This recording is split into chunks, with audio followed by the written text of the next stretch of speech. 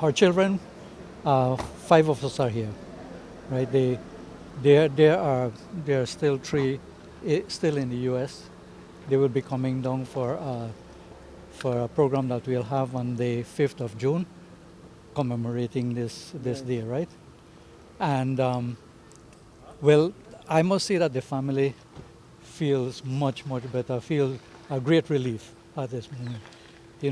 There's it had been so emotional for us from the time we had started planning for this to happen, when Minister Dolores Balaramus came to us and mentioned to us what she wanted to do. And I was excited because it coincided on what we had been planning for the 5th, right? Because we had been planning a memorial service at the grave site on the 5th of June.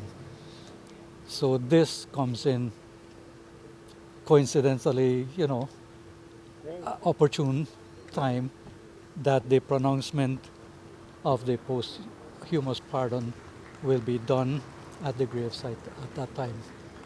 I've been. And Go ahead. yeah, and I must say that we are happy, we are relieved, and we knowing that even the government at the level of cabinet, recognize what we knew from the beginning was true, and now it comes out, and it comes out the way that we really wanted it to come out.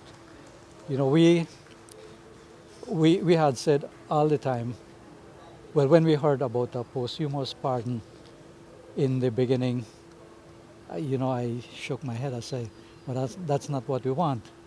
What we want is exoneration of our character, because we knew that, well, not only a gut feeling, but looking at records of what happened in the trial and all of that, we recognize that uh, um, they were not listening to her. They were not accepting her statements. They were not accepting other people's statements. And we saw, well, I saw a great bias when it came to the decision that the courts made, the decision, even the decision of the jury, and even some of the statements that were made.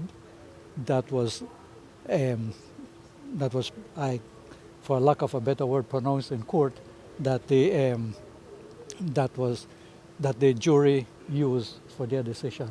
And even the jury was pretty biased, because I think, if I am right, I think most of them were what we call civil servants, and all of them were men, right?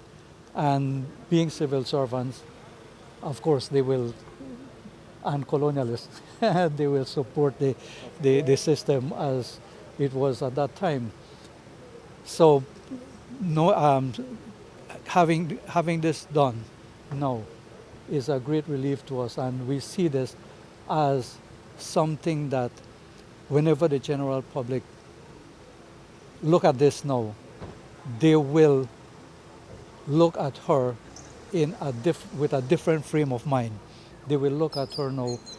They will recognize themselves that what was done was a grave injustice, not only in her life being abused, but also that she was dished out an injustice in the courts.